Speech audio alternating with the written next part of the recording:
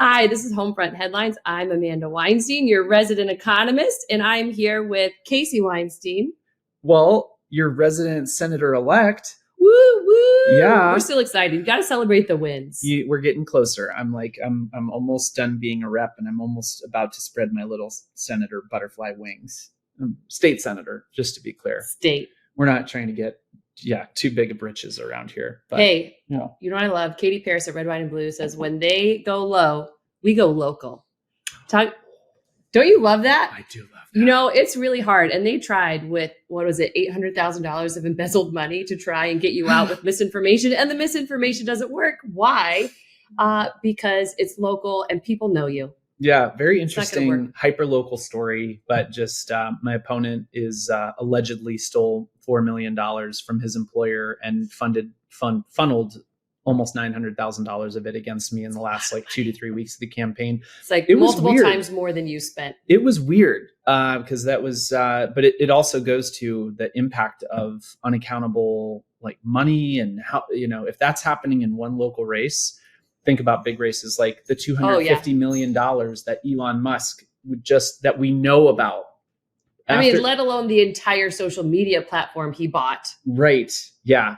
A giant $44 billion in-kind contribution to Trump. Mm-hmm. But he claimed in March of this year, I'm not going to be giving to any presidential candidate $250 million that we know about.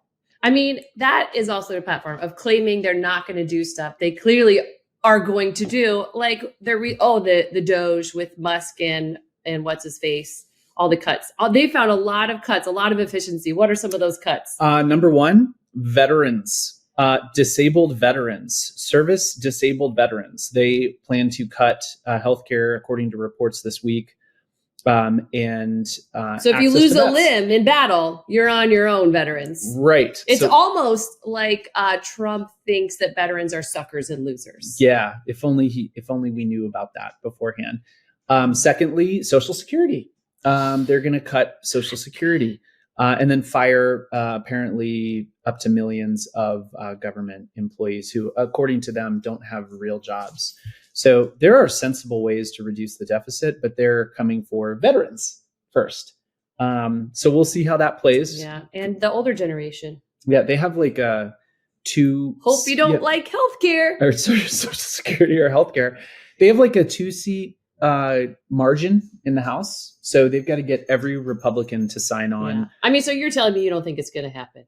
There are some sane Republicans who are going to be like, yeah, maybe we should still give health care to the VA. Maybe we should still keep the VA. I don't know. I think that's a tough sell. They voted. Not all of them, but it looks like a fair number vote for Republicans. So maybe Republicans should keep their health care. Yeah. We're going to test how far they're willing to go. There are, like I was saying, and you're the economist, there are sensible ways to reduce our deficits. There are. Republicans don't know them, but there are sensible ways. If you look at government spending and we thought about it as which one is going to have the biggest payoff, the highest return on investment, you keep the programs with the highest return on investment and even spend more with the highest return on investment. One way to save government money is to spend it wisely, smartly, and at the beginning. So that would be early childhood education. Spend it early, get it done quick, and then you don't have to spend things on unemployment insurance and people in prisons because you spent it early on in their lives and you don't have to spend it 20 years later. That would be one way to actually save money. They won't ever do it in the Republican Party. Well, I really like that you use the term investment. Me too. It's my favorite. It is, because there is a very real return, not just to that individual, but society when we do that. Yeah. Yep. So some investments you mentioned, early childhood education. Love it. It's my favorite policy we don't have in the US. We did have it during World War II, but cut it. I'm going to throw out paid parental leave. Yes. Right. Very popular, nonpartisan, bipartisan. Anything else we should be investing in? Maybe we should keep our Department of Education instead of getting rid of that and having it run by the WWE. Is that what it is? Oh, Linda McMahon. Yeah. Mm-hmm. Yeah. Let's get ready to rumble. Little segue there from Linda McMahon to one of his other appointees, Kash Patel, who has apparently one qualification to run the FBI. I don't know who this guy is. He is a Trump fan fiction author. He sells Trump paraphernalia. He wants to attack the media and the people who have come after Trump. And he has that one quality, which is, what is the one quality Trump cares about? Oh yeah, just kisses up to him. Right. So this guy, this is like some bizarre stuff. This is not very efficient for our economy or government, really. If you only hire people that kiss up to you, you're not hiring the people with the best ideas. Can we just hire they're supposed to be the party of like, they supposedly like meritocracy, which, let's be clear, they never did, right? They just want people who kiss up to Trump in office and even in our economy. And let me tell you, that's a recipe for disaster for our government and the economy when you're not hiring the people with the best ideas. Have you seen his eyes, though? No. Kash Patel's eyes. What? All right. Well, I hope we can flash his official. This is what he signed off on as his like official photo when he was in the FBI before. And Barr, who was the previous like AG, does he have tried crazy to eyes? Prevent him. He has crazy eyes. I'm talking crazy effing eyes, man. And this guy. There was a whole, you don't watch it, but there's a whole Big Brother episode where she talked about someone's crazy eyes. He did not actually have crazy eyes, but like, is that, yeah, crazy eyes. People have crazy eyes. He's got those crazy eyes. He really does. But this guy like is. That's not a good sign for the FBI. No. But you know, like it all that matters to Trump is Trump, and he's going to use this platform. It's very scary. Like we're joking about it, but God, it's very scary. The people he's putting into some of these positions, who have quite openly stated that their main goal is going to be to use it to attack his enemies. You know, it's not good for his enemies. No, who are just like, you know, really the patriots of America. This is how we won Russiagate. We not only used Congress, we used the White House. We used the power of educating the American public with the corruption author's own documents from FBI and DOJ. And it can be done. Steve, just think about that. We did that at one place in the FBI, mainly, and a little bit of DOJ. Just think about what you can do if you do it all at once at DOD, at the CIA, at the NSA, at the DOJ, at the FBI, at Treasury, at state, and the list goes on. It turns out that across the world, incumbents lost, which means like a lot of the pundits out there, when you hear their opinion unique to the US, unless you're like, incumbents lost around the world. And it's a little bit perplexing. There is inflation around the world, so that's part of it. But the interesting thing is in 2022, Democrats seem to do better.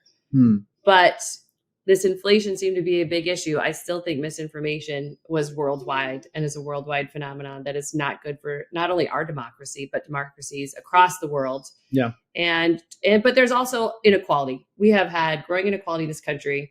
I know you said the phrase, like, it's the economy stupid. I think right now it's the inequality stupid. I think inequality, people start to realize that there are barriers and structures that people built up that prevent them from accessing economic opportunity, which just grows inequality in our nation and worldwide. And people are looking for ways to take those structures down. Unfortunately, turning to the people who actually, his job is to build up those walls like Trump. So can we connect this to the investments discussion that we had earlier? Yes. Okay. See, I'm a good listener. So how do we break down inequality? Because that's not a partisan issue. No, that's everyone wants access to economic opportunity. Nobody wants barriers in their way. But the way that you knock down those barriers are things like making sure everyone has access to healthcare and childhood and early childhood education and a good education system, a good K-12 system. Your neighborhood shouldn't determine how good your K-12 school is, but it does. And when I talk about this as a local, as a legislative, as a state, office holder, I talk about the fact that my district runs from Hudson, just my state rep district, down into Akron. Yeah. And the like disparities, a little rural to suburban to urban. Right. But the disparities just across my compact little district are wide, so that the babies born to families in Hudson live at a higher rate through childbirth. The moms and the babies live at a higher rate than moms from the Akron part of my district. Right. And that when people talk about inequality, I'm like, well, right from birth. Oh, yeah. We have structural inequality. So you mentioned healthcare and access to, just healthy outcomes for moms and for babies right at the start. And so like that rings true for me. And when I'll tell that to people, they never push back. They're like, wow, oh my gosh, Black babies die or poorer babies die at higher rates in childbirth. Yeah. Right. And I mean, that's just where it starts. So then you magnify that with K-12 education and people are frustrated. And honestly, I get it. But when we don't have the storyline of like how we got to now, like how did we get to a Great Recession, even to go back a little farther? It was banking who kind of ran wild and, we deregulated that. And like when we build up systems to make only certain people benefit, whether it is Wall Street or whoever it is, that doesn't go well for most America. And then they turn to people who are selling them lies, which is Trump, but it's also was it South Korea? Yeah. Boy, that was shocking this week. Like South Korea, you view sort of as a bastion of stability. And they got a right-wing guy in office who was being thwarted by the legislature and just declared martial law.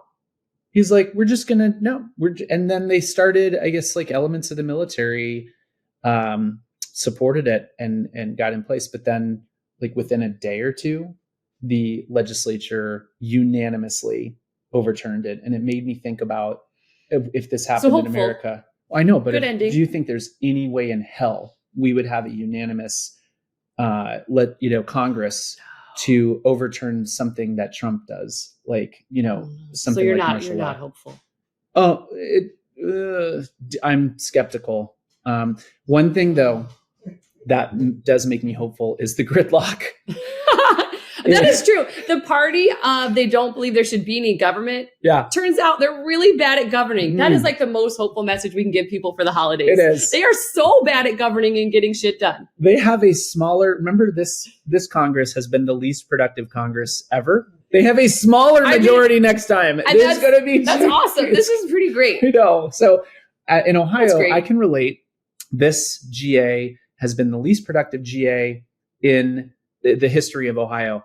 And I tell people that's not necessarily a bad thing. No. Because we're not doing any harm, right? That's good. And so Hakeem Jeffries is an amazing leader. They've got a new generation of leaders stepping up in the House. Oh, yeah. I'm really optimistic about, all it's going to take is 1 to 2 absent Republicans or 1 to 2 to peel off on any issue, right? Like killing the VA. Oh, right? Yeah. You got a VA center in your district. You're not going to kill it. Oh, my God.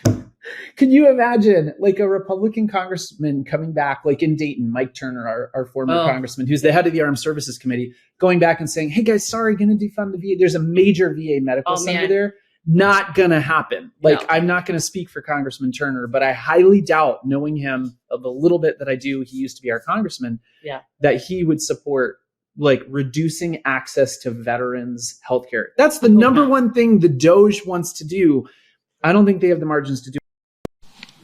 On the Doge proposal here, should Democrats be more involved in this? Are you disappointed that Mr. Musk and Ramaswamy didn't come to meet with you? Do you think that the opportunities here, that their political appetite is bigger than their parliamentary stomach when it comes to getting some of these things done? Yeah, it's unclear to me what exactly the objective is related to this so-called Doge initiative. From our perspective, we want a federal government that is effective and efficient and equitable. And to the extent the other side of the aisle shares that objective, which is what is right for the American people, then we'll see if there's common ground that's possible. But does it worry you about the idea that they're doing this just with these two guys who aren't part of the government, who don't have experience directly in understanding discretionary, non-discretionary spending, and therefore should Democrats be directly involved and say, look, we don't want wasteful fraud and abuse, but... Democrats will, of course, have to be directly involved to the extent that there is any legislative aspect of this, and we will, by necessity, be engaged because it's clear that the incoming House Republican majority will not be able to do much without us. Our happy holiday message and parting thought is gridlock. Learn to love it. We love gridlock now. It's awesome. I like your shirt. Speaking of festive. Holidays. Yeah, festive. That's great. That's gridlock. Great. I'm feeling it. Are you feeling a little bit optimistic now? Yeah, I like ending on a hopeful note. I Okay. like that. The All hopeful right. note is now gridlock. Well, this has been Homefront Headlines. I'm Casey, and this is my much better half, Amanda. And we wish you a happy weekend and holidays, and we'll be back soon to talk to you. Love this video? Make sure you stay up to date on the latest breaking news and all things Meidas by signing up to the MeidasTouch newsletter at MeidasTouch.com/newsletter.